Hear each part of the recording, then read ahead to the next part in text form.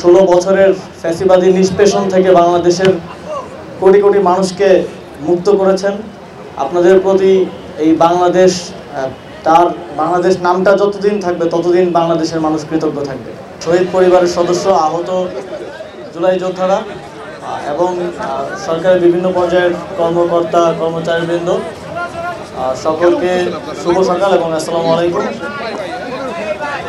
আজ জুলাই গণঅভ্যুত্থানের 1 মাস উপলক্ষে যুব ক্রীড়া মন্ত্রণালয় এবং জুলাই শহীদ স্মৃতি ফাউন্ডেশনের উদ্যোগে আমাদের জুলাই গণঅভ্যুত্থানের শহীদ এবং আহতদের স্মরণে আজকের যে প্রতীকী ম্যারাথন সেটি শেষ হয়েছে। আপনারা সবাই অংশগ্রহণ করেছেন এবং আজকের প্রোগ্রামটিকে সফল করেছেন, এর জন্য সকলকে ধন্যবাদ। আমাদের 2024 সালের জুলাই গণঅভ্যুত্থানের প্রায় 1 বছর অতিবাহিত হলো। যেই শহীদেরা তাদের জীবন দিয়ে সর্বোচ্চ ত্যাগ স্বীকার করে, যেই আহতরা আমার সামনে আছেন, আপনারা সর্বোচ্চ ত্যাগ স্বীকার করে বাংলাদেশকে একটি নতুন স্বপ্ন দেখিয়েছেন। 16 বছরের ফ্যাসিবাদী নিষ্পেষণ থেকে বাংলাদেশের কোটি কোটি মানুষকে মুক্ত করেছেন। আপনাদের প্রতি এই বাংলাদেশ নামটা যতদিন থাকবে ততদিন বাংলাদেশের মানুষ কৃতজ্ঞ থাকবে।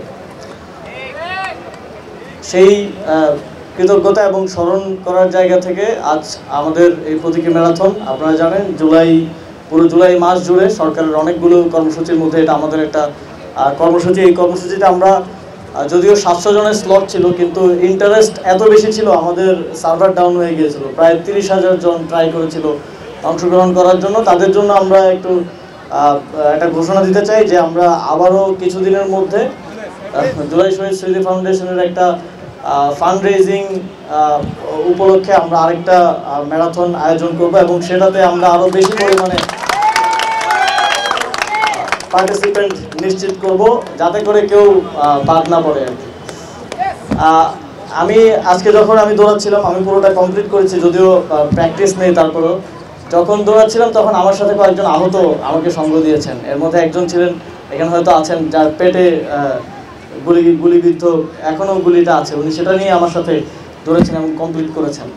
তো যখন 3 কিলোমিটার পরে মনে হচ্ছিল আর পারবো না, কিন্তু ওনাদেরকে দেখে মনে হয়েছে আমি তো সুস্থ, আমার জন্য তো আর কোনো অসুবিধা হওয়া উচিত না।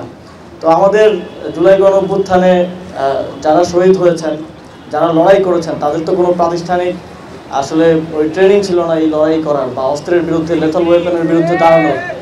কিন্তু তারা দেশপ্রেমের জায়গা থেকে, কমিটমেন্টের জায়গা থেকে বাংলাদেশকে স্বাধীন করার জন্য লড়াইটা করেছেন।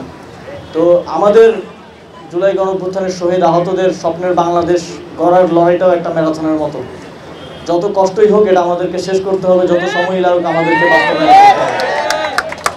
তো এই ম্যারাথনটা এটা স্প্রিন্ট না যে 1 বছরের মধ্যে বা অন্তর্বর্তীকালীন সরকারি জুলাই গণঅভ্যুত্থানের সব শহীদদের স্বপ্নের বাংলাদেশ গড়ে দিয়ে যাবে। এটা একটা লাইফ লং লড়াই এবং এই লড়াইটা করার জন্য আমরা কমিটেড আছি, আমি কমিটেড আছি এবং এই লড়াইয়ে সারা জীবন আপনাদেরকে পাশে চাই এবং পাশে পাবো এই প্রত্যাশা ব্যক্ত করে আমার বক্তব্য শেষ করছি।